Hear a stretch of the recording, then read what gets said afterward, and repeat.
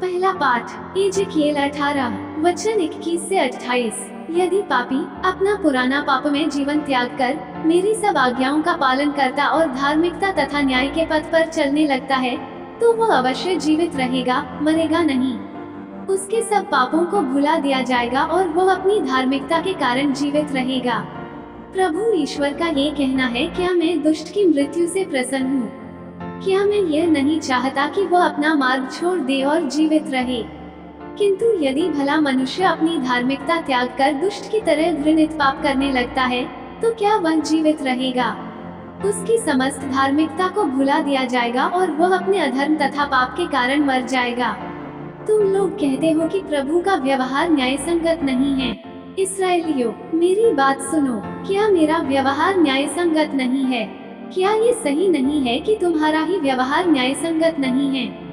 यदि कोई भला मनुष्य अपनी धार्मिकता त्याग कर अधर्म करने लगता और मर जाता है, तो वह अपने पाप के कारण मरता है। और यदि कोई पापी अपना पापमय जीवन त्याग कर धार्मिकता और न्याय के पथ पर चलने लगता है, तो वह अपने जीवन को सुरक्षित रखेगा। यदि उसने अपने पुराने पापों को छोड़ देने का निश्चय किया है, तो वह अवश्य जीवित रहेगा, मरेगा नहीं।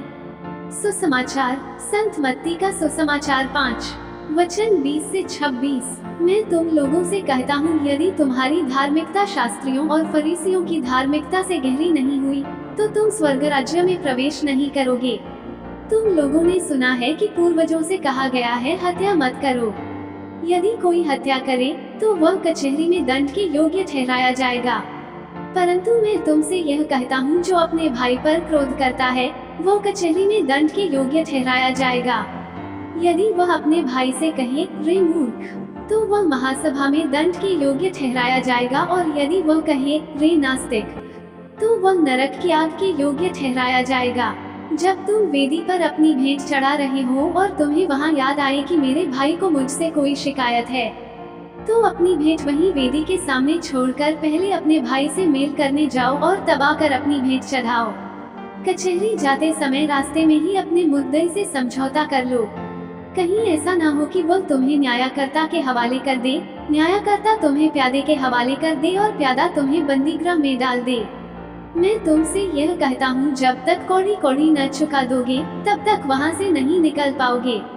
मनन चिंतन। बाइबल में आज के सुसमाचार पाठ भाग से थोड़ा पहले प्रभु यीशु कहते हैं, यह न समझो कि मैं संहिता अथवा नबियों के लेखों को रद्द करने आया हूँ। उन्हें रद्द करने नहीं, बल्कि पूरा करने आया हूँ। आज के पाठ इसकी पुष्टि है कि यीशु पुराने नियम को पूरा करते और सिद्ध करते हैं। जब पुराना नियम हमें हत्या न करने की आज्ञा देता है, तब यीशु हमसे कहते हैं कि हम किसी से क्रोधित न हों और अपने शब्दों या कार्यों से किसी का अपमान न करें। यीशु हमें ये भी याद दिलाते हैं कि इस दुनिया में रहते समय हम अदालत के रास्ते पर हैं।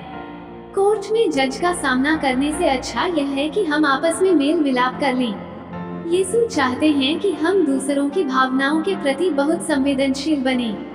वे चाहते हैं कि हम सभी लोगों का सम्मान ईश्वर की संतान की गरिमा के साथ करें। आइए हम ईश्वर के राज्य के मूल्यों के प्रति अपनी सभी संवेदनाओं को जगाना सीखें। आमीन।